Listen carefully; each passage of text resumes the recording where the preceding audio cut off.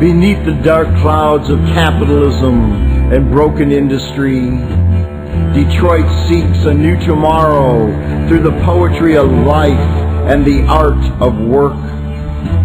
Eagerly, Detroit retraces her steps, remembers the steel strength in her back, the glory days of her black-bottom paradise, forcing her limbs through the ashes of her own bones. You'll find her being reborn on street corners. Artistry will be her new name. And the factory smoke will no longer claim her in the gunmetal skies of the future. Instead, she will rejoice in the salutes of yesteryear. Motown will be her mantra. Empowered pistons pumping, she spreads her red wings away with the fog of poverty and defeat. Revitalization looms in her horizon, with the sweet sounds of John Lee rising up through buried asphalt on Hastings Street, pulling us into a future with the truths of our past. No, she will not forget her Hudson building pride, nor the secrets in her Donald Goines stride, where Johns whisper her name. Detroit, Detroit, Detroit.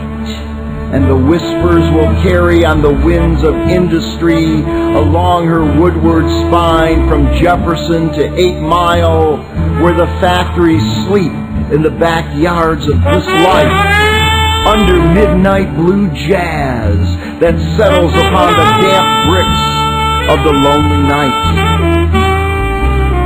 Hopeful optimism still croons in her ear like Coleman Young's speech before the bulletproof lemons. Her spirit forged through industry.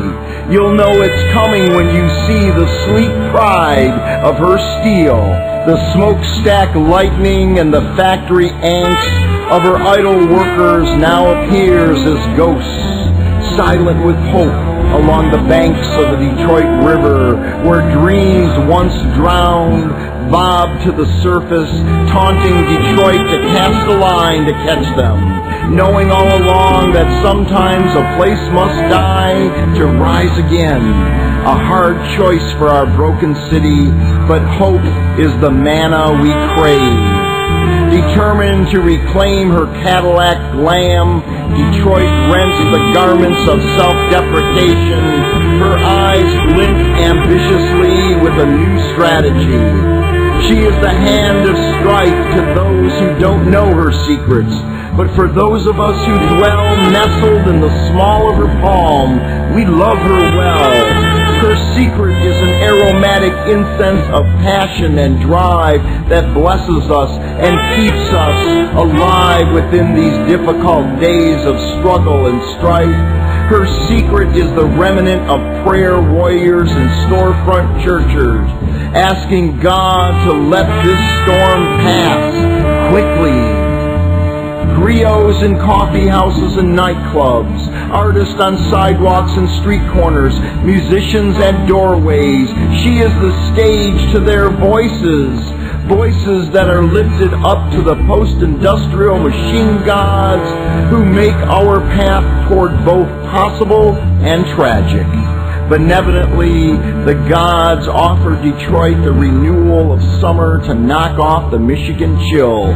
A kaleidoscope of inspiration is released, taking our history to new dimensions deep into our neighborhoods, from east side to west side, through Paradise Valley, up north of 8 Mile. Hip-hop heads reverence J. Dilla, poets groove to Black Bottom Collective, writers wave their notebooks at Liebler, arts dance again. And through the music we bring back Marvin, Jackie, Dilla, Michael, Dudley, and Robert Hayden to help remind us of who we really are. She is the melting pot that, when stirred properly, turns a brilliant shade of royal blue. Hearts lifted up in one voice. Yes, we can. And yes, You will, Detroit. Rock on. They can't stop your shine. You are strong as Joe Louis's fist, as proud as a Motown tune. While what becomes of the broken-hearted is offered up to the blue heavens as prayer, come see about me is our clarion call to the world. Season to season, her wild variety will sparkle across the nation as beauty, ever-changing and abundant. You can breathe, you can hear, you can play, you can live and love. Just watch the clouds go by, Detroit. Resilient Detroit, beautiful Detroit, risen cinder and ash goddess, my love.